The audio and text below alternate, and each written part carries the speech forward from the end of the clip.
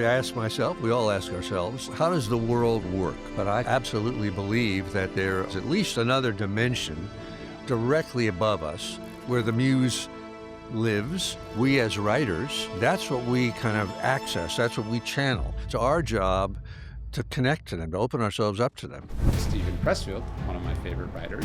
There are very few people who do historical fiction better than Stephen Pressfield. His new novel, The Arcadian, which is incredible. It's part of this series he's working on. Working on the Telemon book, once I know it's a Western, Yeah. I know there are certain beats I have to hit. Yeah. And each time I say, oh, I'm going to be constrained by this, but you know, when you don't do it, if you don't have a gunfight at the end, Yes. it falls flat, right? We're self-disempowering. These demons that are out there, these physical, real human beings, that's what they want. Yes. That's the end state they're trying to drive us, into. The quote that is at the start of this book is something I carried with me for like 40 years. I don't know if I ever told you Really? this, Ryan. No, tell me. Anyone who commits murder, who takes another life, and including soldiers who kill in war in an honorable cause, 3 times 10,000 years, that soul shall wander, an outcast from felicity. Do you believe in reincarnation? I do, absolutely. Tell me about that. I hope it's true. I definitely believe fiction, not even as teaching. I think it's more than that. Yeah. It's a character. It's a human being. You have a choice between the fact and the legend. Print the...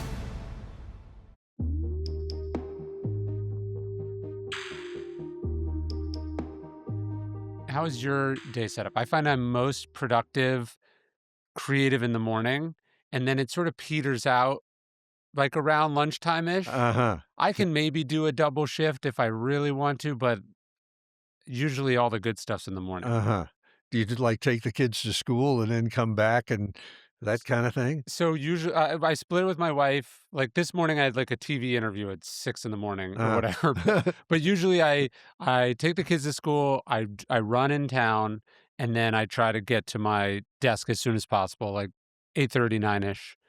And then Your desk here in your office here. yeah. I find if I'm not at the desk working in the morning, every hour I'm waiting to get started is substantially decreasing the quality of what I bring to the table. I mean, I used to be exactly like that. Now, for whatever reason, like I go to the gym really early. Yeah. I come home and then I have to like take care of my correspondence and shit like that then. Really? If I don't, because like when I finish work, I'm like, I've had it. You know? Yeah. So I just crash.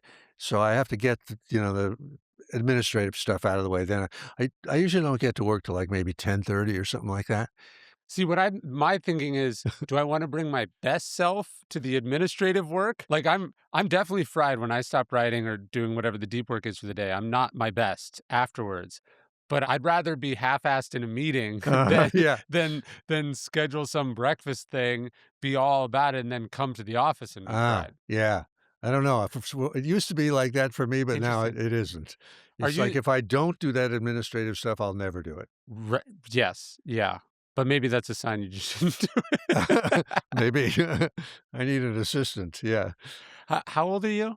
82. Do you still find you wake up, you're like raring, like you want to sit down and do the creative work? Yes, I do. But going to the gym, I feel like it's That's just hell on earth, I feel like it's somebody else in my body, Yeah. Yeah. I even find like I'm not really old, but I find that like I'll say. what you can feel the decline. Like every year there's just you're just a little bit less. How old are you now, Ryan? Almost 40. Oh my goodness. Wow. You look like you're 23, so But like I even the like I'm freshest in the morning, but I can gut it out in the afternoon. I used to be able to, I could work anytime, anywhere, and now the routine becomes more important as the yeah. as the skills. Routine was always important to me, but what I find is I used to be able to work for 4 hours flat out, you know? Now 2 hours, like even at my best, maybe 2.5. Yeah. And I'm fried. I have to stop. Yes. Well, that's an interesting question of that, like, I'm fried, I'm going to stop. There's a certain amount of self-awareness and a humility there.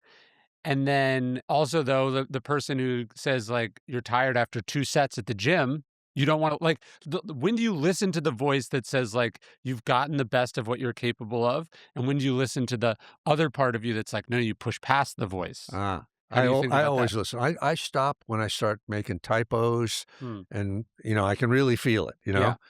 And then it's like point of diminishing returns. Then Yes. it's just bad shit. Yeah. Plus, I think well, like you want to leave a little in the water in the well. For Yes. tomorrow. Didn't Yeah. Hemingway say you're supposed to stop in the middle of a sentence?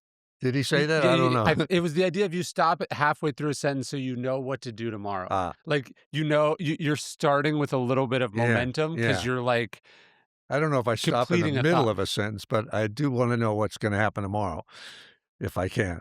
I kinda like leaving it's like, I gotta clean this up in the morning, so that's something that my Yeah, warm yeah, up is, yeah, like, fixing yeah, these little yeah, things, yeah, yeah, and because sort of that momentum and that enthusiasm and that sense of progress is so yeah. important.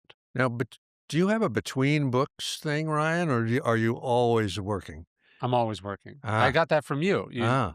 I mean, I Y am too, but start the I next wondered one. how it is. Yeah, yeah. I think sometimes there's a little bit of a period where you're researching and thinking about the next one, Uh-huh. but I tend to find that when I'm on the downhill slope of one project, my mind is getting excited about the next one, and so Yeah, you can time it pretty close. You yeah. can go from vine to vine. Yeah, we divine. I like that. Yeah, yeah. So I guess we're on the same page on that one. Are Yeah. you already on the next one? Not only am I on it, but I've finished it. Wow. Uh, or the next Telemon book. Yes. Yeah. But then I have another one, another sort of war of art type book that I'm starting on now. So you've got one in the can and you're starting the next one. So Yeah. you're Yeah. ahead. Yeah. Yeah. So let's talk about Telemon a little bit. I don't know if I wasn't paying attention. It was very obvious to me that he's the same that he's a reincarnation of the character from A Man at Arms, Yeah. but I didn't know he appeared in the other books. Ah. Yeah. Have you been doing this a long time? Yeah, but the first he was in Tides of War and he's in The Virtues of War. Yeah. So that's probably 15 years ago, but as a minor character. Yeah. And then I sort of for like 10 years I thought I got to do something with this character, but I couldn't figure out what it was. So he was sort of, asleep for about 10 years. And then with A Man in Arms, I thought, okay, Well, for a couple hundred give him years, his whole thousands book. of years he's Well, been right. asleep. Yeah. Yeah. That's his thing. Anyway, he evolved out of the two characters in those two books and then got his own book. And now he's got two more. Did you watch the second Gladiator movie? No, I didn't. I thought it was pretty good, the new Gladiator sequel, but there was famously a script floating around for many years written by Nick Cave, the musician, Uh-huh. that had Maximus because he dies at the end. So what are you supposed to do with the Uh-huh. character, right? Yeah. And the device was that he is this reincarnated warrior spirit for like Oh, every oh. It shows him as a I'm glad modern Marine, and I'm it shows him glad I as, didn't see that. Oh, well, really? no, but it's a fascinating device when you Uh, have the character and the ethos of the character. Can they transcend their singular space and yeah. time? Uh-huh. Well, for me, Yeah, the concept of the thing, as you know, yeah, is that he has committed a crime in the deep past and is being punished yeah, by heaven for this. And his punishment is to live lifetime after lifetime, always as a soldier, yeah, always killing and being killed. So that gives you the sort of the license yeah. to track his evolution. Right. Like the new one that I've just finished is a prequel, Mm. like way back in time. But before A Man at Arms or between A Man of Arms? Way at this one? before Man at Arms, like Wow. set in the era where the continents drifted apart, that far back Wow. in history. Like a prehistoric character. Well, not prehistoric, but in my concept of what that time was like, there were great civilizations that had tremendous access to the occult powers that we've lost, Yeah. and the civilizations are gone now, totally, Yeah. under the land, whatever. And the same character, Telamon, is sort of, it's like the young Telamon. So this is his origin story. Sort of, yeah. Maybe I'll go back and have even more of an origin story. But a lot of the kind of points of view that he has about fighting only for money, Yeah. you can sort of see in this book where that all came from. Right. Yeah. Which That's is fun, fascinating. Do you believe in reincarnation? I do, absolutely, Tell me about I that. hope it's true, because I don't want it just to end. Yeah. But I mean, you have kids, right? Hmm. And when they were born, they came into this world with their own personality, Yeah. right? And even with their own calling, right? Their own destiny in a way. Same thing with kittens and puppies, and I'm sure horses and everything like that. So it does make you wonder, where does that come from? Yeah. You know that, what is that, Tennyson's, I think it's Tennyson, Wordsworth, Intimations of Immortality. Do you know that poem No. where he says, "We come into this life not naked," or something like that, "but trailing clouds of glory do we come Mm. from God who is our home." So if it's good enough for Wordsworth, it's good enough for me. Well, when I was reading the book, I was thinking of that famous Patton poem that he wrote, where Yeah, he believes he's the great. reincarnated spirit Exactly. of all these different Yeah, warriors. yeah. That was such a great scene in the movie back in the Yes. day. Yeah. You know, some version of that happened in real life. Really? Yeah, so in the movie, they're in North Africa or Europe, or it's some. He's like, "This is where Rome Yeah. and Carthage fell." He's Yes, yeah, describing, yeah, yeah, yeah. but yeah, North as a, Africa, yeah. between the wars, he was touring a battle from the Battle of the Wilderness in the Civil War, Oh. and he's being told how the battle went by the tour guide. And he says, "No, no, no, that's not how it happened." And he was like, "I know, I was here as a boy." Uh, He was born well after the Civil War. uh, And the docent's kind of like, "What's happening?" It's being corrected by Patton. And then finally, they're interrupted by this old man who says, "No, no, no, he's right. uh. I was here. Oh, That's wow. how it went." Wow. The Civil War veteran intervenes and sides with Patton. Wow, what a great story that And is. and so for Patton, I think obviously there's some element of the movie device in here too. For Patton, that's proof that he was this reincarnated spirit.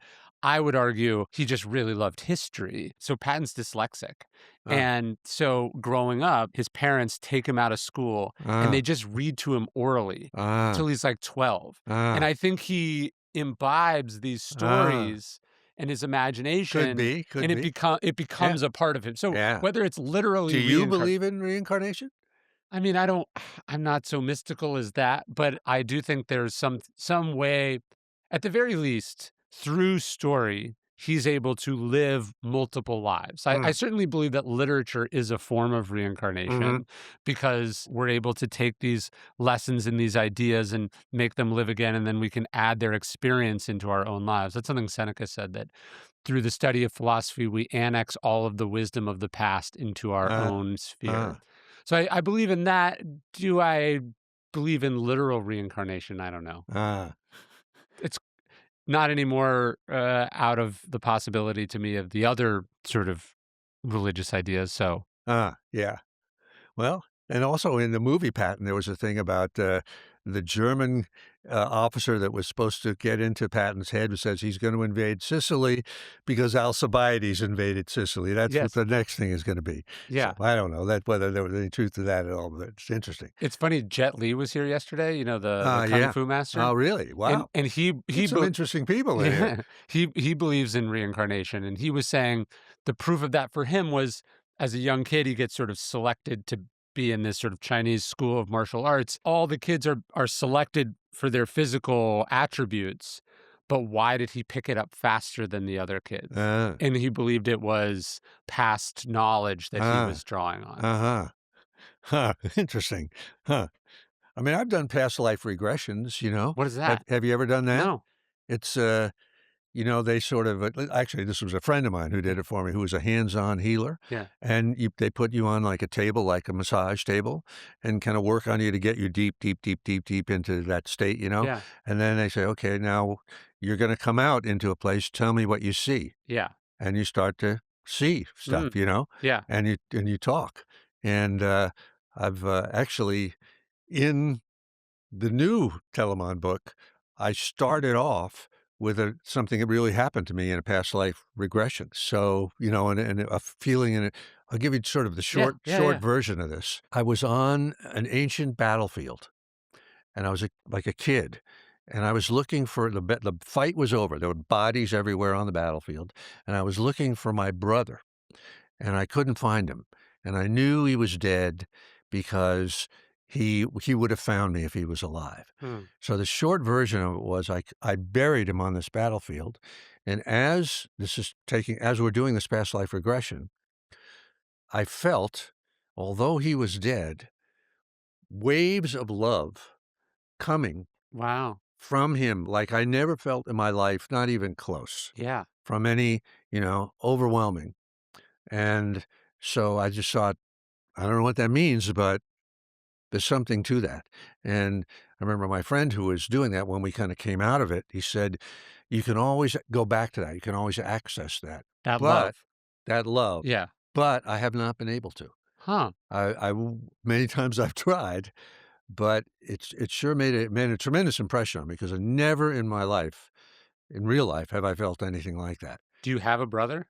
I do have a brother, Oh. but this brother in the thing was actually my friend that was doing the hands-on healing with me.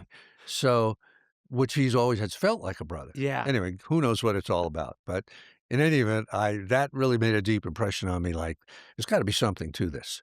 Well, at the very least, I think there's something to the kind of mystical, supernatural thing you're talking about. Like, I was just reading an early copy of Robert Greene's new book, which is all about The sublime Sublime. experiences. Oh, I'm really looking forward to Me that too. one. It's We've so been good. waiting for, like, 7 years for this thing. I know. And when you read it, the amazing thing is when you read it, you're like, I see where this is what I told him. I was like, I hope this comes off as a compliment. I see the 7 years. Uh-huh. Like I see why it took 7 years Uh-huh. because it's just at another level. Uh-huh. Like the writing is better, not that he's not an amazing writer, but in one of the scenes he tells the story of the temple of Demeter and the mysteries that Mhm. they would go, Mm. and it really feels like you're there, which is funny because in another sections is about historical sublime, like how you can connect with history that you haven't experienced. So it's all very similar to what we're talking about here, but just the ancient relationship with those sort of things you can't explain and the sort of Ah. what you're talking about. Ah. We live in a hyper rational, objective, Yes. sort of distilled world that kind of tries to keep all of that stuff at Yeah. remove. Yeah. God bless him for even thinking of writing a book about the sublime. Who Yeah. else would think about that? I Yes. mean, nobody, right? Yeah. And, so it's such a great contribution, to Yeah. have a mind like his, that's gonna really commit. Yeah. God bless him. But do you think that because I mean, you believe like you say a prayer to the muses, you believe in reincarnation, you believe in the daemon, like the Uh-huh. voice that talks to you. What does all that mean to you? Like that's clearly an important part of your both your sort of practice as a person, but also your creative practice. Well, it means like, what is I ask myself, we all ask ourselves, how does the world work? Yeah. You know? And like you say, our dumbed down world says, "Oh, we're only this body, da da da da." But absolutely believe that is at least another dimension Yeah. directly above us where the muse lives, Yeah. angels, whatever, and that we as writers, and I'm really interested to hear what you say about that, that's what we kind of access, that's what we channel. Yeah. That's where the books come from, or movies or everything like Yeah. that. But a part of me, of course, is really skeptical. Yeah. I'm born here, Yeah. I have a material body. So I really try to reinforce within myself the reality that there are other forces and other entities out there that are on our side Yeah. and are aiding us, and it's our job to connect to them, to open ourselves up to them. And so if that's the sublime, I don't know I what think what it you is. what you call it. It's the divine anyway. Yes. There's something beyond us that we don't control and can't fully conceive and certainly can't comprehend. I'll concede to all that. There's something I mean, just one of the ways you're in touch with that as an artist or a creative or anyone that makes something is that sense of like, where did that come from? Yeah. You know what I mean? I mean, Like, look at what you've created here, a kid from Riverside, right? yeah, How did Sacramento. how did this or Sacramento? Uh, You went uh, to school in yeah. Riverside. But, No, that's true. But I just mean like just where did those words come? Like you're sitting there and you're almost like you're typing the end of a sentence that you're in the middle of. Like how like and this goes back to Plato. Like how do you know this? yeah. There is something fundamentally otherworldly about the creative act because it's coming from somewhere or something. Even if you want to just tell me it's this emergent thing happening in our brains, it's crazy. I mean, you've heard so many stories about like musicians that are driving down the freeway and it's Yeah. suddenly a song Yeah. And they're complete, rushing to get right? it down. Yeah. Yes. How does anybody, I mean, it could be the subconscious, I suppose, but I don't know. That's a I don't I that mean, but doesn't even the have subconscious, that's pretty like, so it's like your brain and then you have another part of your Yeah. brain and it's just like, Yeah. there was this theory that at one point our brains, like, we have two hemispheres of the brain. Have you heard Yeah. the bicameral mind theory? No. It was sort of popular and then discredited, but it's kind of this out there theory that like at one point we had two brains, and now our brains, they communicate with each other, Uh-huh. right?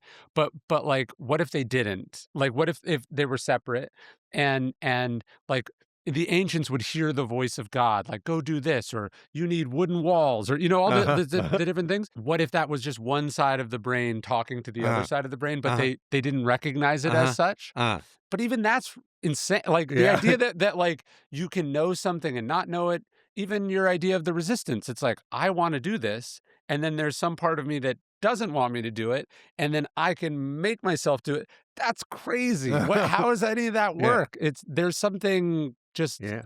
unfathomable about that. Yeah. And what do you think, Brian, about your own I mean, a big part of to me of writing is grinding Hmm. when it ain't coming, Sure. floodgates aren't open. Yes. Do you experience that as well? Oh, where it's not going well, or it's not fun. Or it's just, the muse isn't really there pumping it into you, Yeah. but you still gotta do it? And I'm kind of in the middle of that right now because I'm doing a very different kind of writing, and I'm doing a biography. ah, And of so, who? Stockdale. Oh, good for you. Yeah, I'll tell you all about it. But Ah, I'm not making an argument, right? Like I'm having to mhm, portray a chronological narrative uh-huh, of a person's life and understand why they did what they did. So it's a slower pace of writing because it's not that emergent of like, well, what do I want to say or what's interesting to me? mhm, I have to. So each uh-huh, sentence is a lot slower mm, and it's more methodical. And so I'm having to exercise a different kind of ah, discipline to and do you're it day in limited day. by that it's a reality that you're talking Also, about. You can't yes. just make it up. No, Yeah. yeah. If I know, hey, I want to talk about this, and then I don't know what that is, then I have to go find that thing. Ah, That's yeah. like, it's like, okay, I'm describing, like right now, he flies these top secret missions over Laos right before the Gulf of He's not Tonkin. still alive, is he? No, he's not. Ah, But I have hours of oral history and I uh-huh. have a but it's like, okay, so it's like, oh, he mentions offhandedly in a letter flying these missions over Laos. And now it's like, even if I want to write 5 sentences about this, I have to go understand the whole thing from start to finish, what kind of planes they were flying, Ah, when it yeah, was, yeah, why yeah. it was, what did he know, what did and I was actually thinking about that when I was reading your book because historical fiction, unlike I would imagine literary fiction, is so based in fact. I felt like I was able to notice in your book just how hard you had to work for each one of those sentences. Muses Uh, aside, you had to know uh, what this part of Spain looked like and how horses operated, all of that. You can have all the creative desire you want, but if you don't have the raw materials, although, in historical fiction, you can make up a lot of shit that nobody knows that you're making it up, you because know? they're not going to actually And go look up if yeah, that's how nobody's gonna horses. say, Yeah, "Hey, that's not how it happened," yeah, But actually what you're doing is, I guess it would be narrative nonfiction, sort of like, Black Hawk Down, where you're limited by what actually happened, yeah. but yet you really don't have the license to, like, put words in anybody's mouth, right? Right, right. Um, Or even feelings in their head. yeah, Or, if you want to say it was sunny, you have to see if it was sunny or yeah. not. Is Joe Byerly working with you He doing is. research on this Yes. thing? Ah, He's doing yeah. amazing. Ah, that's great. Um, It's great that you guys have connected and that he's helping you. Yeah. Because I'm sure this is helping him tremendously on whatever the next phase of his career I is. think so. But it's like I just logistically don't have the bandwidth to go I'm through sure you boxes don't. and boxes of Who does? papers. Yeah, yeah. But Other then than or Robert Caro, yeah, Yeah. the turn every page thing is good in theory, Yeah. and then that's a lot of pages. That is a lot of pages. Yeah. Huh. Yeah. But yeah, I have to read all these letters and stuff. It's been fascinating to sort of go through this person's life. But I don't think you're making that much up. Well, It feels real. maybe it pretends the point is that it feels real. That's it. Yes. Yeah. Yes. But like when you're describing, I don't know, a horse charging a group of soldiers or an escape through the mountains, is that all coming from in here? Or do you have pictures in the sense, like, how are you putting me in 16th century Spain? I could just give you one example. Yeah. Have you ever read the memoirs of Baron Marbot? No. Marbot? No. Oh, fantastic book, Okay. And he was in the Napoleonic Wars, he was a hussar, right, with the great Uh-huh. shako things and everything. And he tells one story about he had a horse, a mare named Lisette, who was like this crazed battle horse, and how Lisette would like kill enemies on the field, bite them, pull them off the back of the horse and trample them, Yeah. and he couldn't stop her, Yeah. and so I thought, well, I stole that, I immediately recognize it. yeah, Yes. so I guess you draw from a lot of sources, but there's one thing in there I talk about a particularly cruel kind of snaffle bit that they use in this kind of, and that's completely fiction. Oh. It just seemed like we needed something like that because I wanted to contrast it to this horse that doesn't need a bit or a bridle or anything. So But anyway, I'm not sure. but but if you don't know horses, you don't know that that's not real. That's true. On the other hand, I don't really know horses, but I've so I've made up a lot of stuff. But to my amazement, I just was talking to a friend of mine who is a real, and he said, Yeah. that's exactly what it's like. And when Yeah. I go, really? So do you think, does part of the reincarnation thing for you, is that how you suddenly know 15th century Spain? Like you're Maybe. drawing on I something? don't know. Or I wouldn't go that far. I okay. think it's just, fiction, just making something. I mean, you have a horse that you need to have him do something, so you make him do it, and try to make it realistic. Yeah. But, back to grinding for a Yeah. second, Yeah. Robert Greene, this is one of the things I love that he talks about tedium, Yeah. that's a huge part of any, wildly creative thing. I'm sure on the Sublime, he was grinding many, many months. Well, he talks about it in the intro of the book because I don't think I'm spoiling anything, but so he had planned to go on this sort of exploration of the sublime, exploring the world, traveling to all these places, and then he had this stroke a few years ago. Yeah. And so he's not housebound, but his world is much more Yeah. constrained. Yeah. He used to like to ride his bike and do all Uh-huh. this stuff, and all that stuff is harder. He had to sort of turn inward. I mean, he can't type, so he writes by hand. Uh-huh. And he was talking about how the book itself forced him to create the sublime within himself. Mm. Like, it's easy to feel sublime looking at the Grand Canyon, I guess, Uh-huh. right? Or Uh-huh. traveling over the jungles of Peru or something. But it's harder to do it in your backyard. Yeah. And so Wow. What an so that experience for the that is. tedium Oh for my him was God. just like imagine writing the book out by hand. Ah. I Yeah. I can't. I Yeah, literally I can't cannot imagine imagine it it. either. Yeah. Mine wouldn't be readable for starters. Uh-huh. But Yeah, mine either, yeah. that's not how I need to. I move stuff around too much. Uh-huh. I have to use a word processor. Uh-huh. But doing it when you don't want to do it is obviously Yeah. it's easier when you have the momentum and everything's going well and it's flowing. But I find those days are few and Well, far you're an between. inspiration to me because I know that you're doing the same shit I'm doing, Yeah. that you're facing the same stuff and overcoming it the same way. So, So I had a resistance question for you. As I was talking to this person I know, I won't put them on the spot, but she was saying, like, because of everything that's happening in the world, she's having trouble being creative. Like, everything's terrible, everything's depressing, everything's pissing her off, and she just hadn't been able to write. And I was both sympathetic and then also angry about this. uh, Like, I was like, you can't surrender in advance. Like I was like, you can't let them take this from you. That was my feeling. But then I was thinking about it more, and I was wondering if that felt like a form of the resistance for me, like despair as a form of the resistance. It doesn't in her, matter. you mean? Yeah, but I felt it too. It's like despair as like it doesn't matter. Despair as in because everything in the world like allowing that external stuff to get in and take from you the thing that you're supposed to be doing or the work that you're meant to do. I would say that's exactly it. Yeah. It is. It's a form of resistance. Viktor Frankl can do, what he did under the conditions that he had to Yeah. do it, you know?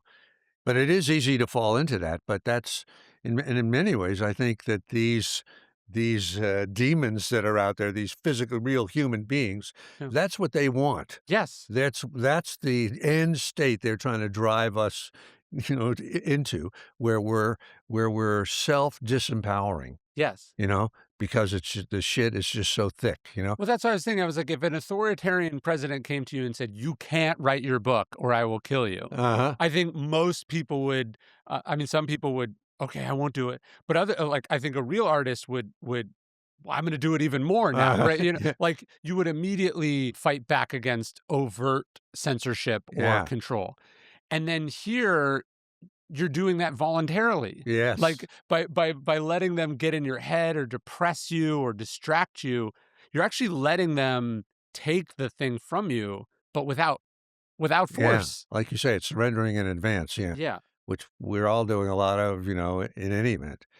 I mean, to me, these past few years, what's kept me sane able to work, Yeah. you know? Right. And I hang on to that, you know? Yes. If I wasn't able to do that, it'd be a bad situation. Yes, and I think it's like the work is more important than ever. Like, yeah, don't surrender it without a fight. Like, Yeah, yeah, and if you like, I guess the Stoics would say too, like you're letting them take the most important thing. Like the Stoics would say, they can throw you in jail, they can take your property, they could ban or burn your books, but if you let them take the sort of the one thing that's actually yours, which is like the act itself or the creativity itself, that's behind the walls of the citadel. So yeah, that only yeah. comes from Good surrendering. phrase, yeah, yeah.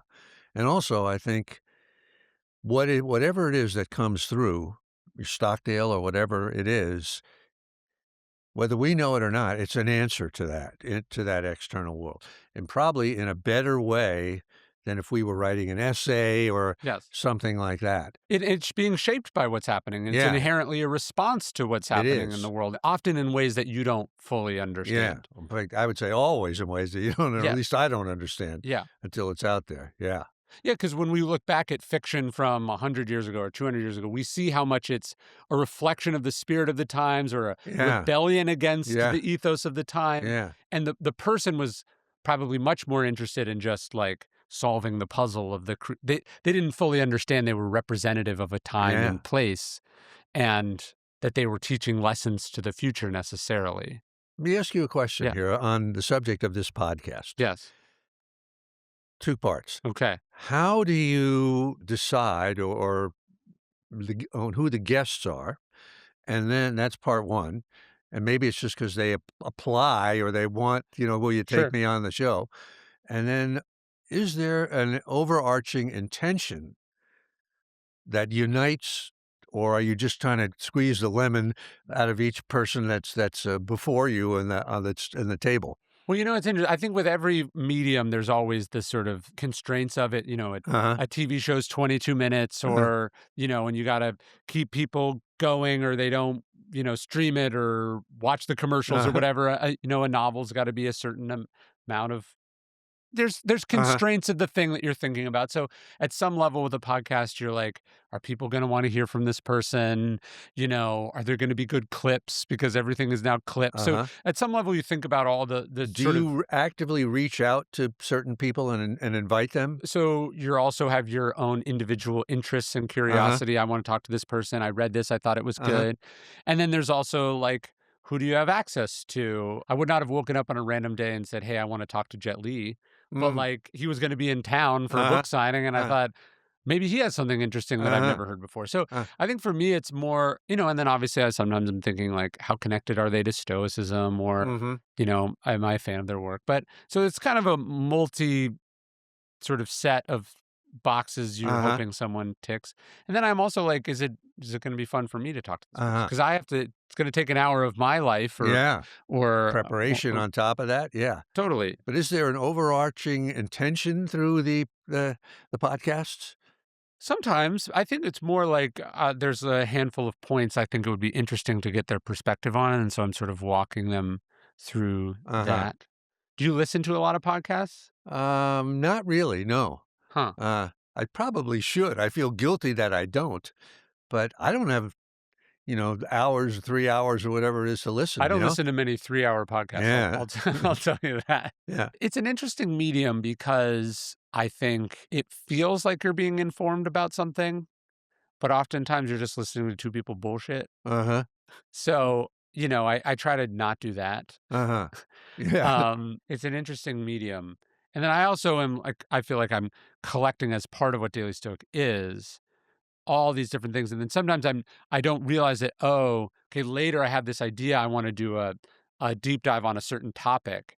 And then I actually, oh, you know what? I talked to Stephen Pressfield about that 3 years ago when he was on. And then I can take that and sort of put it Uh-huh. into a Uh-huh. larger framework. So Uh-huh. sometimes you don't, I kind of also see it as a form of research. Like you're just gathering and accumulating and you don't Uh-huh. totally know where it's going to go until Ah. much, much later. Do you know about Brian Grazer and how he used to like Yeah. invite himself to people, interesting people, and Uh-huh. yeah. And so that's a bit like I would Yeah. imagine hosting a podcast, right? Yeah, yeah. You're baking into your life regular, in-depth, creative, Mm. curious, Yeah. perspective widening conversations, which like Yeah. the fact that you also get paid for it and it grows like all those are extra benefits, but just Uh-huh. like having some good conversations a couple of times a week is good. Yeah. To me, the only part of it that feels like work is when it's not checking that box. Like when I'm like, why am I talking to this person Uh-huh. again? Uh-huh. And then I only agreed because like they have a big name or Uh-huh. a friend was like, I think you'll really like talking to them. And Uh-huh. then I do and I don't like talking. Huh. But the other thing I would imagine that's great about it is you're actually talking to the person. Yes. You're not just watching a video clip or something like that. Yes. And who knows what goes on, Yes. on other levels, if you had the Dalai Lama on or something like that. Yeah. And I think definitely for my generation, but I think society wide, we don't just like call someone and talk on the phone for 2 hours. Mm, Like it's just not really culturally how we communicate anymore. mm, And, you think about like even this book I'm working on now, every week from basically the day Stockdale left for the Naval Academy to when he was shot down, he wrote a multi-page letter to his parents. really? And they wrote, obviously he's responding to letters, which I don't have, but like that kind of communication is really a thing of the Yeah, past. unfortunately, And, yeah. and so just that kind of in-depth ongoing conversation, I find that one of the nice parts about having a podcast is that it's baking that into the life with Uh-huh. a professional Uh-huh. justification. Yeah. You wonder, what did people write about? Was it like journaling when you're writing He was, I mean, it's amazing. He's just describing everything that he's going through and his Ah, feelings and his thought. Like, it'll be interesting biographers 50 years from now. What will they draw on? Text messages, yeah, right. What will emails? they? They'll have nothing. Yeah. In some ways, there's more material, but also less material because you're not sitting down and really capturing Yeah. the It's moment. been a long time since I actually sat down and wrote anything like in depth, like to your parents or Yeah. something like that. Every time What I'm thinking about. whenever I go on trips, I write postcards to my kids, just like Oh, that's great. little things. They used to be excited when they would come in the mail, and now they don't get it. So now I don't even mail them. But I have this sort of How old are collection of your postcards. kids now? A 9-year-old and a 6-year-old. Oh, wow. Yeah, I remember when it was 2 and 5 or something. it's Yeah. crazy. It's Wow. I had this weird experience the other day. I talked to someone, and I remembered meeting his daughter. She had just gotten her driver's license. And I was like, how's your daughter doing? And he was like, oh, yeah, she's in the Air Force. She's a fighter pilot. And I go, whoa, when did that happen? And he was like, we last saw each other 10 years ago. Wow. And I was like, oh, I basically have a 10-year-old. Ah, And it was like, in my mind, my kid hasn't gone from driver's license to fighter pilot. My kid is still the same as he was uh-huh. like, where time kind of sneaks up on you. Yeah, It yeah, was like, I didn't think so much time had elapsed that someone could go from, like, barely a teenager yeah. to flying an Yeah, right, yeah. F-18 or Yeah, whatever, yeah. but Uh, that time had happened because we measure time differently according to, like, how yeah. we're experiencing it, Kids stay kids for a long time, you and know? then suddenly they're not, Yeah. and that was Yeah. This one and the last one, they both have basically a young girl roughly the same Yes. age. Yeah. Why do you think that character spoke to you? Oh, that's a great question. I'll give you sort of a Yeah. longish answer. Both the Arcadian and the Man at Arms are westerns, Yeah. essentially. They take and they follow the conventions of a western. And the character of Telamon is a gunslinger, right? He's a Mhm. man of violence that's sort of fixated at a kind of a lower level of evolution. Yeah. And in westerns, there almost always is a vulnerable character, Yeah. maybe a child, maybe a woman that the heart, like even the Seven Samurai, which is a Western, right? They have the villagers that they're going to Yeah. defend, against the bandits. So that's what this young girl character is for Telamon. Yeah. She's the one who kind of humanizes him. And the first person that he's actually had a real relationship with. Yeah. And so that's actually for like 10 or 15 years, I knew I wanted to write a book only about Telamon Mhm. to give him his book. But I couldn't find the way into the story. And somehow I had the thought that just popped into the muse, Yeah. a girl, a deaf mute girl, Yeah. and what that would bring out in him. And then that the deaf mute girl is like a warrior in her heart. Yeah. And so she becomes like, his kind of alter ego in a Yeah. way. So that sort of split the diamond for me. As soon as that happened Right. in a Man at Arms. And then in the Arcadian, I thought, part of my belief in reincarnation is that we don't travel alone through time, but we travel as part of a little constellation of other Yeah. beings, male, female, older, younger, and we're all kind of living out a destiny together. Yeah. So I just thought, I'm going to bring her absolutely back, you know, Yes. different, but, with the same sort of relationship. And it's like he's having to learn the same lesson kind of over and over again, or get to a higher plane by learning a different version of the same Yes. lesson with As a we all have to learn lessons yes. over and over and over. Yes. Yeah, Uh, it's like you're playing the video game to this level, and then you're yeah. playing it to a little bit further, but you're starting over Yeah. at the beginning each Yeah. time. And then I realized as I'm working on this, I flashed back to The Legend of Bagger Vance, the book, not the movie. Yeah. And I realized that's about reincarnation and it's Yeah. about the same, which I didn't even realize at the time. Yeah. And it also is a constellation of characters moving through lifetimes together. So I guess I must believe it somehow. Yeah. It's in my DNA somehow, or at least I think it makes a good story. So will the third one also have a young girl? Uh huh. Yeah. Interesting. So that he's fated to sort of meet this same character or Yeah. muse Yeah. Although figure it's a that little different in the right. in the up to date one. Yeah.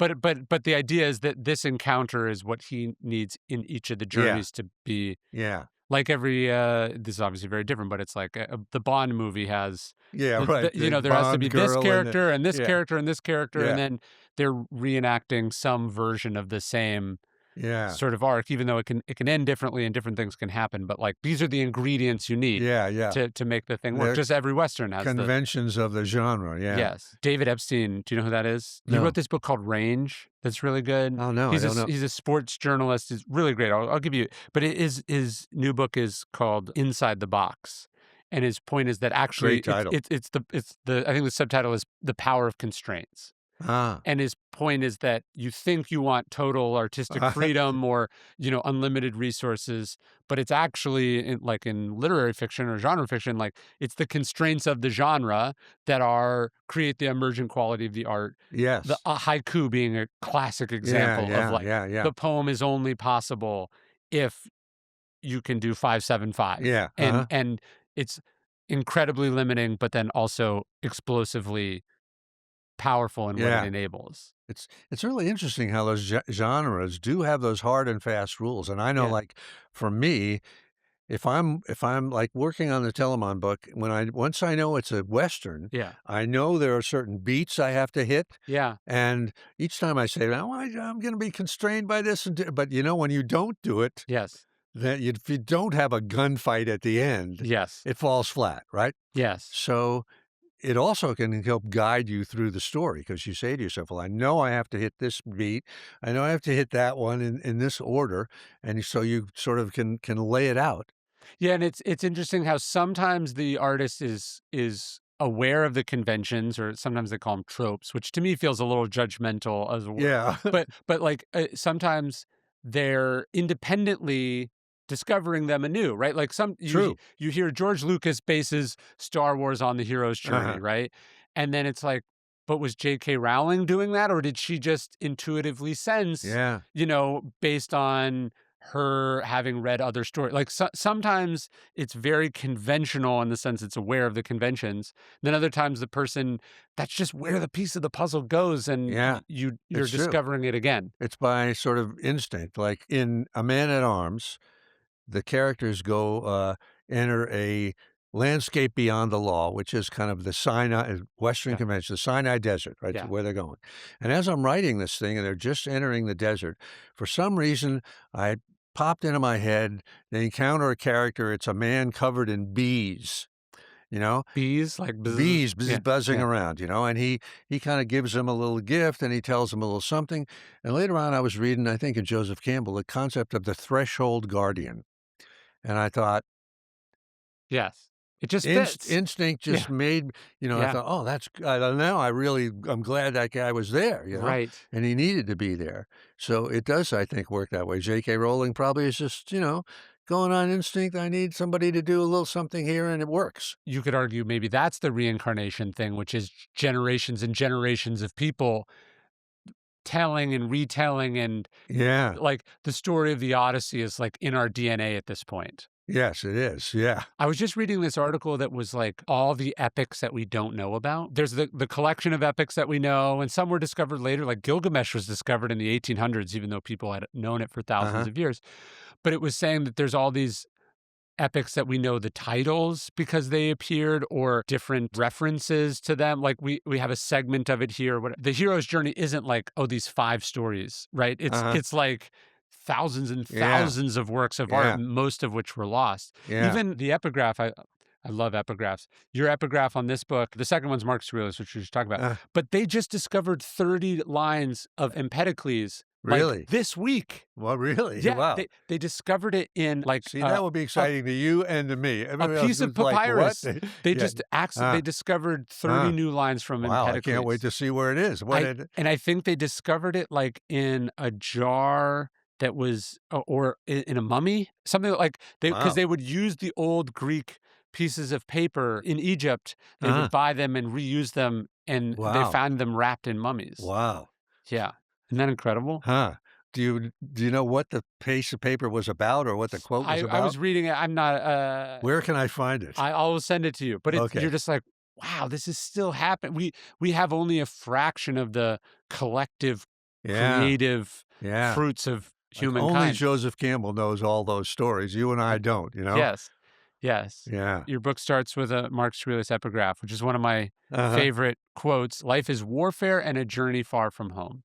And the first time I read this, took it as being metaphorical. And then 10 years ago or so, I gave a talk in Budapest, and I was flying into Budapest. And so I was like, I know nothing about Budapest. So I was like, I should read about it. And so I'm Uh-huh. reading about it on the airplane. This is embarrassing, but I'd already written 2 books about Stoic philosophy at this point. And it hit me that Marcus Aurelius had been to Budapest. Oh, yeah. As I'm reading like the Uh-huh. Wikipedia page, I Uh, go, wait, we're so far from Rome. This is insane. uh, How could the emperor of Rome uh, been in Budapest? And go down this rabbit hole, I'm looking at this map of like the known travels of Marcus Aurelius. I mean, he dies in Vienna. And I go, oh, that quote, that life is warfare and a journey far from home. Like it hit me in a new way because I had the physical uh-huh. manifestation Uh, of how far he had traveled. uh, And then I realized I think he was being a lot more literal than uh, I took that quote uh. to mean. Oh, I took it the opposite way. Okay. I thought I know the guy traveled long ways, Yes. for a journey far from home. And to me, talk about reincarnation. Yes. I mean, I think the same metaphor you thought. I Yeah. thought far from home is our place among the stars. Mhm. And life here we're down in this purgatory with its Yes. warfare, and Oh, I we're a see. long way from our real home Hmm. beyond the stars. That's a very That was how interesting I interpretation. saw it. Now, maybe he probably didn't mean it that No, I way. mean, I think it's probably working on a bunch of different Uh, levels, and he probably also means, like, life is fighting and arguing and yeah, yeah, yeah, struggle, and, it's lonely and you're takes you away from home, but, I mean, he spends the majority of his reign, or large chunks of his reign, fighting with the Roman army in these mm, frontier provinces, and you go, I think it works on both levels, but you go, "Oh, this guy wasn't dealt the hand that he wanted to be dealt." He yes. had a nice Boy, is that palace, a great way of, yeah, but he didn't get to live in it. yeah, yeah, yeah. That's so true. Yeah, wow. But he sure made the most of it, you Mhm. know. But I mean, what I took it to mean as an epigraph, which is like some version of the hero's journey, that it's you gotta fight for things, it takes you Yeah, far away from where you wanna be, and it's also in a way a battle to get back home. yeah, yeah. And the other epigraph, just for anybody that's a writer here, Yeah. this is a quote from Empedocles, who I'm not even sure who Empedocles was, just that he was a Greek philosopher. A pre Socratic philosopher who I was just reading about, went for because of this discovery. Do you know how he died? No, So something horrible, Empedocles I'm sure. believed this is one of the dangers of the muse stuff we've been talking about. So he believed that all his works were a gift from the gods, and that he himself had become immortal through his Oh, gifts and wow. creativity. And so he died throwing himself into a volcano to prove that he was a god. Oh, wow. So you got to be careful. The line between Note to self, stay away from volcanoes. the line Uh, between ah, mysticism and wow, insanity that's is scary. is thin. But in any event, Yes. the quote that is at the start of this book is something I carried with me for like 40 years. I don't know if I ever told you Really? this, Ryan. No, no, tell me. I, I, I don't even know where I discovered it, but I read it and I thought, this is fantastic, whatever. And I thought, there's a story in here, but I had no idea what it is. And I just kept it with me forever. And what the heart of the quote is he emphatically says in this really high flown archaic way, anyone who commits murder, who takes another life, and including soldiers who kill in war in an honorable cause, 3 times 10,000 years that soul shall wander, an outcast from felicity. And so I thought, this is justice, this is karma, and I thought, this is my character, Telamon. Yeah. So when I finally put those 2 together, I thought, "Oh, he's led these many lives, Yes. and this is why." He's serving He out his he's sentence. serving out his sentence. Not that he was an evil guy, he was just a soldier that fought in war.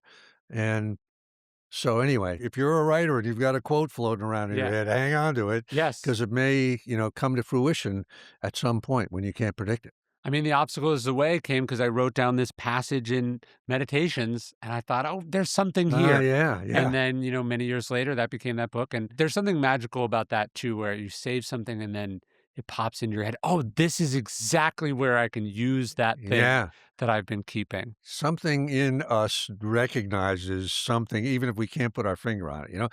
This is a value, hang on to it. I think that's time travel. Certainly, your past self is flashing forward and giving you something in the future, right? Mm. Like for me, it's note cards when I'm like, how did I know? How did Uh-huh. I know that this was exactly what I needed? Uh-huh. When I was writing Courage is Calling, I decided the third part, I would talk about the 300 Spartans. I would tell that story. And so, in 2020, when I'm working on the book, I go, okay, so obviously I have to go back and read Herodotus and his story. And, I opened up a book that was at that point 20 years old for me, or no, not 15 years old. And how did my college self highlight and Uh, underline the uh, exact passages uh. that I would need to write a book that I had Oh, not wow. even conceived? That gets me very excited when that Uh, happens. huh, That's time travel to me. huh. I have to ask you this question. Okay. Do you ever think about getting into politics? Not really. I've been asked. Uh-huh. I'll tell you about it offline. But Uh-huh. why? Well, because you sort of are bordering on politics now Yeah. and being outspoken about the political situation now. And it certainly wouldn't surprise me if there were many people out there who thought that Ryan Holiday, this guy should, I wish he'd run, I'd vote for him. But then again, if it were me, I would think, well, you can probably do more good in other ways than being trapped in Congress or something like that. But I wondered if thinking in any of those terms. You know what the word idiot meant? Yes, I do. Yeah, Yeah, yeah, yeah, it means yeah, like not being involved in public affairs. yeah, yeah. It is weird that there's something about our like on the one hand, if you speak out about what's happening in the world, people go like, "Why'd you have to get political?" As if like you know Yeah, right. defending sort of basic values is the Yeah, same as lobbying for a tax bill. yeah, yeah, Like that doesn't strike me as political. That strikes me as ethical sometimes. yeah, So on the one hand, people are like, don't get political. And then when people go, you know, we should get involved in politics, we seem to think that means you have to run for office as if you can't contribute and be involved politically in other ways. It's like all or nothing. There's something weird about that. yeah. But like, say, Timothy Snyder, Yes. now, he's not running for office, but he's very definitely contributing to Yes. the debate, So you what do know? you think about him moving to Canada? I don't like Uh, that. I actually applaud that, Okay. because, this is for real, Mm-hmm. you know? And he's on a list. He's on a lot of lists, Yeah. and there are people who are thinking, "How are we gonna get this motherfucker?" Yes. And, so I hope Canada's far enough away. I don't know if he actually did he move there or he just took a job teaching at, Well, he gave up tenure at Harvard or whatever oh, to he go to did, huh? Canada. Yeah, so Uh-huh. as far as I understand it, I don't know. It is weird to even think that reprisal and persecution is part of the political equation now. Yes, but And it it is. is. Yeah. Uh-huh. And you think of all of the Jews that came to the States, Yeah. in the 30s, and even somebody like Billy Wilder or some of the movie director that really contributed. Sure. And what would have happened had they not, Yeah. which is another pathetic thing that they came here. Yes. Now people are leaving here. That's a whole other No, I mean you could insanity. there is something darkly ironic about the Nazi war machine being ultimately undone by the people that it pushed out. Yeah, Like their inability to deal with people that they disagreed with or disliked or were different drove was an enormous brain drain yeah, that fueled America not just for the 5 years of the war, but for the rest of the 20th and the yeah, 21st yeah, century. And now, yeah, now we're labeling everything as woke and you know silly because we don't like it, and driving those people out of the armed forces, driving those people out of yeah, public life, driving them to move to other countries. yeah. It's the It's really, biggest self-own yeah, since then. yeah. It's a huge strategic and Yeah. cultural error. Yeah. On the other hand, speaking of Timothy Snyder, maybe I'm reading you wrong, but you were thinking like if he stayed here, that would be a different statement, Yes. to fight from I don't like inside the the. don't obey in advance guy moving Uh-huh. to Canada Uh, before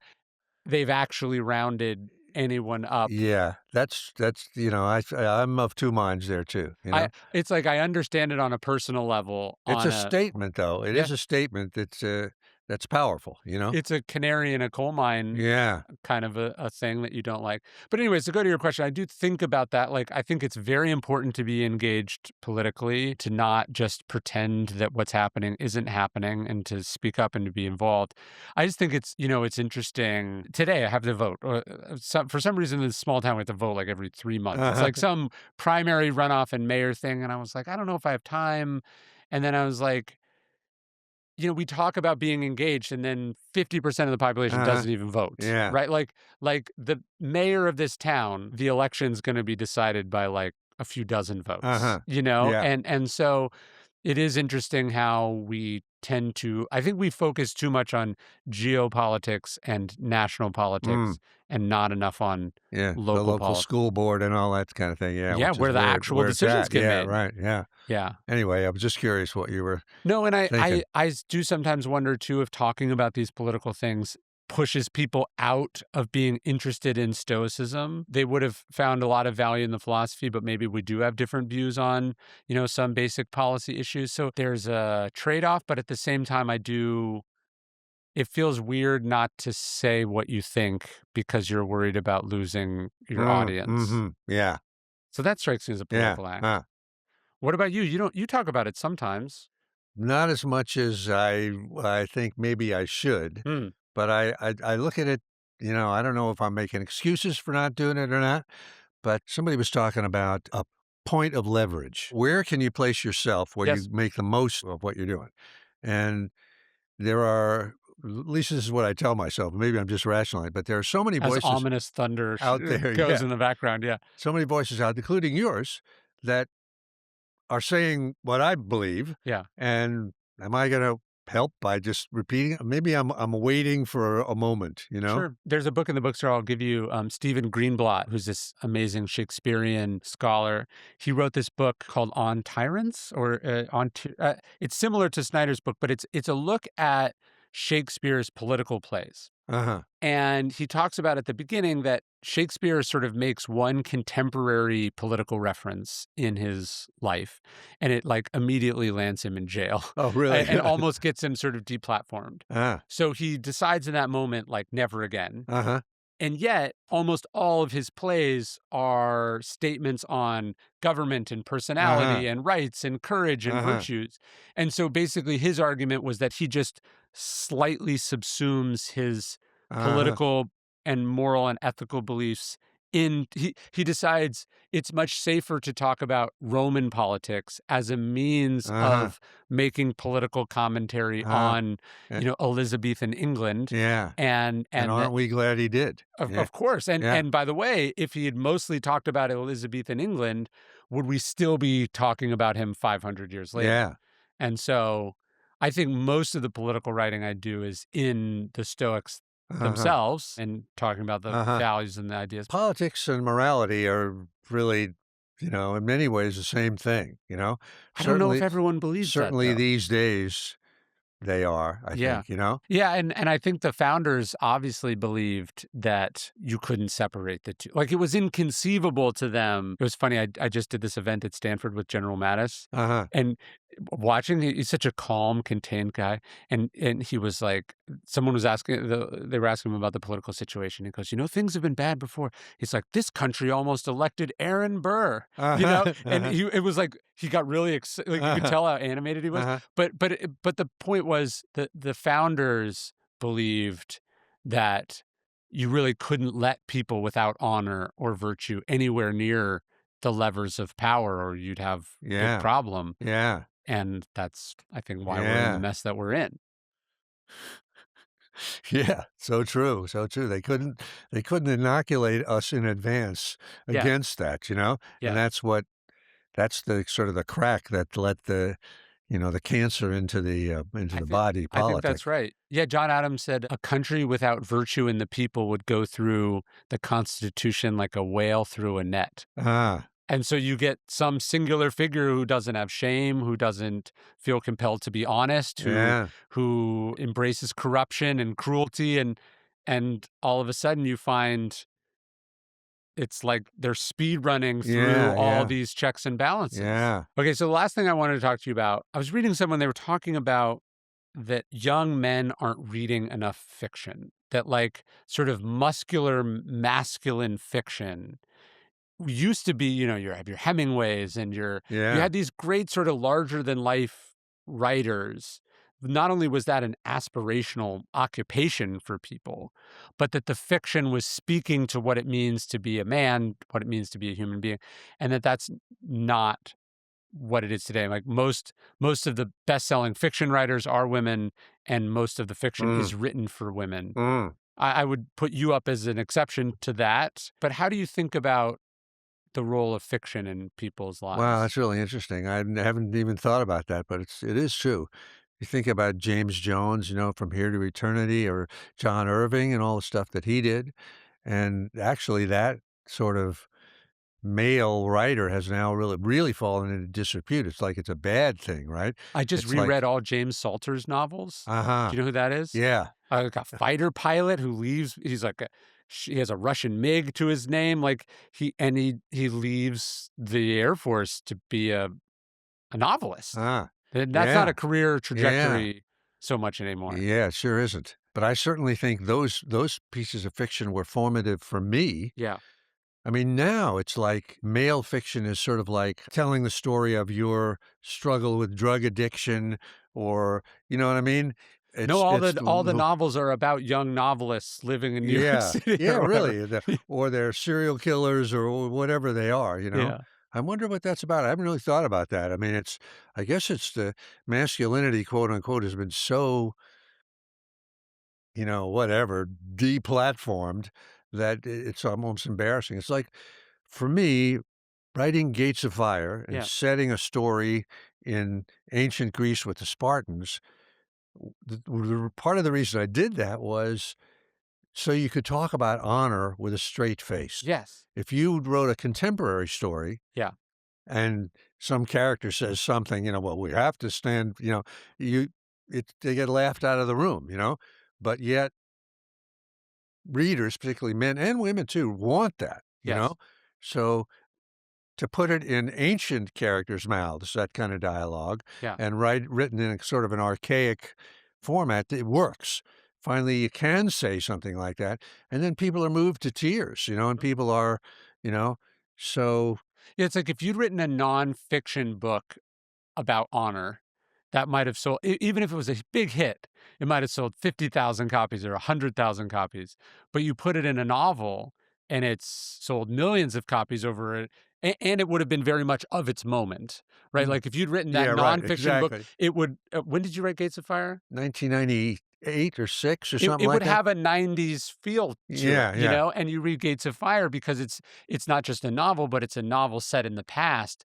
It has a timelessness to Mm. it that allows it to reach not just a bigger audience, but I think, as you said, reach them in a much more earnest, emotional way. I think it does, or books like that, Yeah. The idea of, like, when you said writing a book about honor, I mean, it's like I wouldn't even dream of it, No, wouldn't it'd even be lame. yeah, it would be couldn't be yeah, Well, forget it. and there'd probably be some imposter syndrome as the author. Like, who am I? Yeah, right. Who am I to lecture Unless you're you about? Jim Mattis, you can't he's like the only guy, or, Yeah, totally. McRaven or somebody like that. That's Yeah. about the only people who could do it.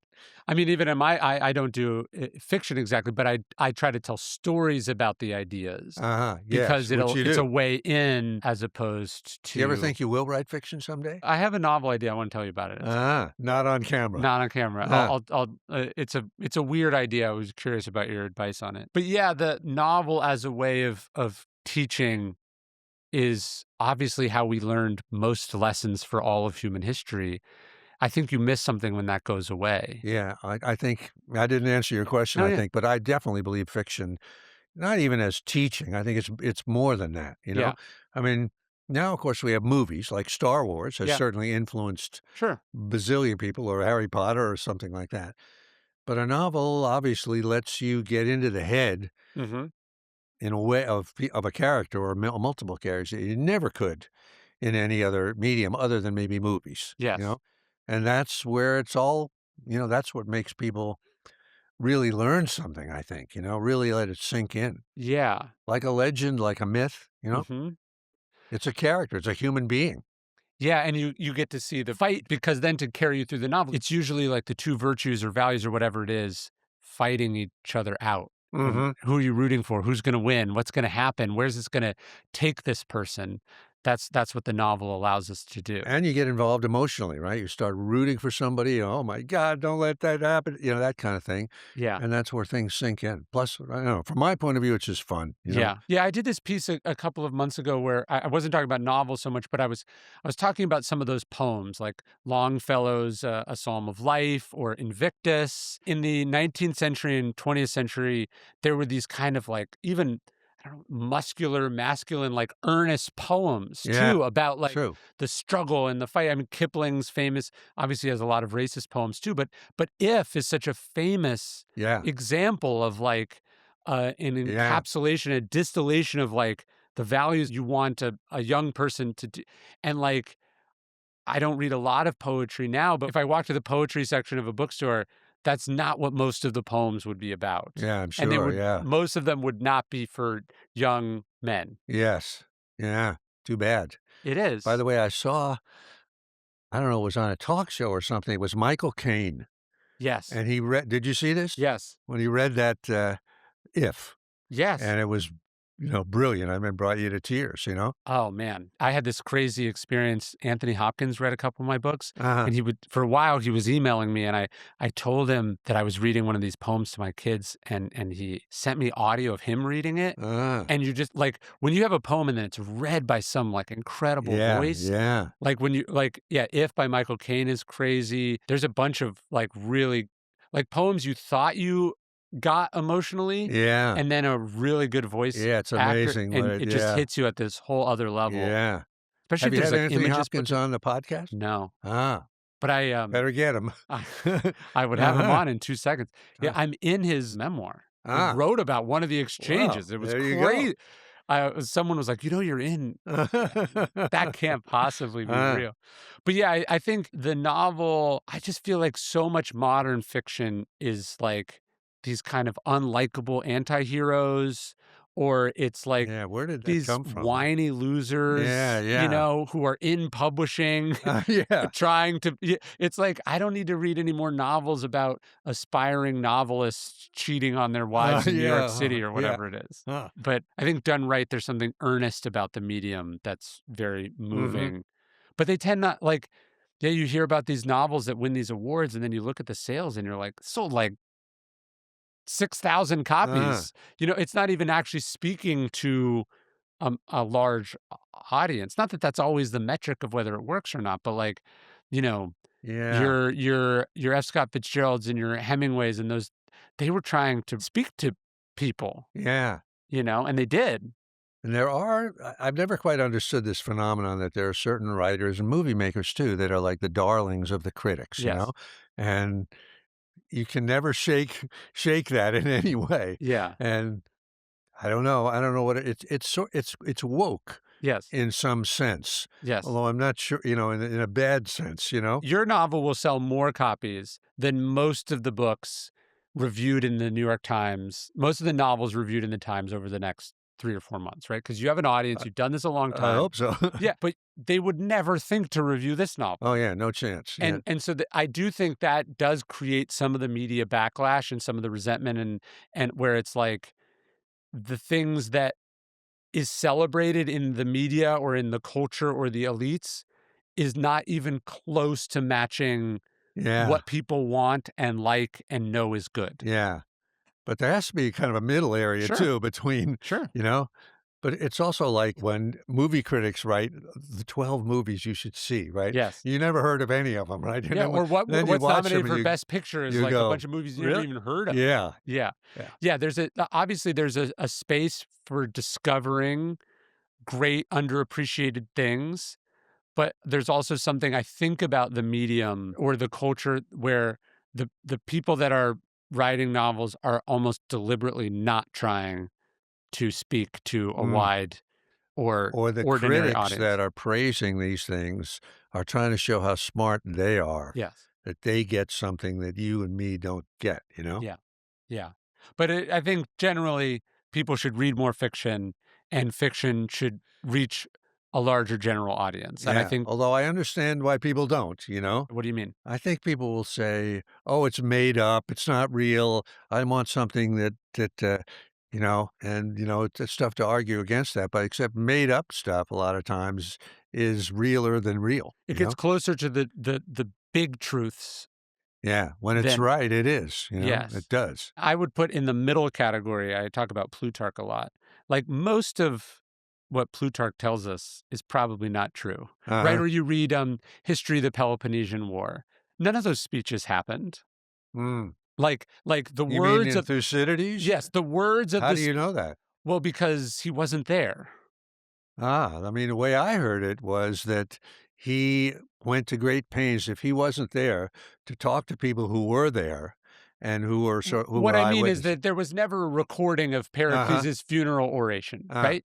So what we have is Thucydides' version of it, uh. which I would say gets close or closer to the big T truth, Mhm. even if it's not the literal Yeah. recording. And Yeah. so what I mean is that I think also historians have taken as their job to capture literally what happened, and everything has to be footnoted. And Yeah, if it can't be footnoted or verified, they'll spend a lot of time trying to disprove it, yeah. when really the purpose of history is actually the same Mm, purpose as literature. Do you know what like the yeah. purpose is to capture the essence of what happened and to communicate the lesson of the event and the Uh, personality and the struggle. I mean, you must be dealing with this with the Stockdale book, every day, right? I But I mean, even think in the stories that I'm writing in the book, sometimes I know it didn't literally happen that way. Or there's this story that I tell in Right Thing Right Now. Do you know the story of Regulus, the Roman general? yeah, who turned himself in after, yeah, Yes. yeah. And That is an amazing story. Yeah. there's not that much proof that it happened. Uh-huh. It's a story told over and over and over again in these different ones. Cincinnatus is another great example. You know the story of No, Cincinnatus? no. He's the Roman general. Rome's army is basically captured or on the verge of defeat. And so there's an old Roman general named Cincinnatus who they make dictator of Rome to save the country. And he leaves his retirement. He saves the Roman army and he lays down his powers 17 days later Mm. and returns to his farm. Uh-huh. And it's this myth, Cincinnatus, that Washington is referring to when Uh-huh. he resigns his commission and then when he leaves the Uh-huh. presidency. So it's not like we have monuments and scrolls and documents. Uh-huh. There's not a lot of historical evidence for Cincinnatus. Uh-huh. But it doesn't matter because generations of Romans believed in the myth of Cincinnatus to the point that it was true enough that 2,000 years later, Yeah. Washington makes it Yeah. as his model. So If it so the wasn't true, it should have been true. Yeah. exactly. It's like if it wasn't true, you would have to invent it. Uh-huh. Yeah. And so Regulus, another so I'm telling the story as per the ancient sources. I'm telling you what the Mhm. ancients believed. I'm Mhm. not adding details and Uh-huh. inventing Uh-huh. things. I'm making it real by describing, I don't know, the wind at its back. Uh-huh. I'm Uh-huh. coloring the story, but I'm not telling the story and then going, and by the way, this is bullshit and you're an idiot if you believe it, because I Uh-huh. think the essence of that story is Uh, really important. yeah. I think there's nonfiction and fiction, and then there's actually kind of a fluid. What is the thing from The Man Who Shot Liberty Valance, the quote of, if you have a choice between the fact and the legend, print the legend? I Yeah, forgot yeah, yeah, whether yeah, that was yeah. a line from the movie or it was a true Sure, newspaperman said that, or I don't know.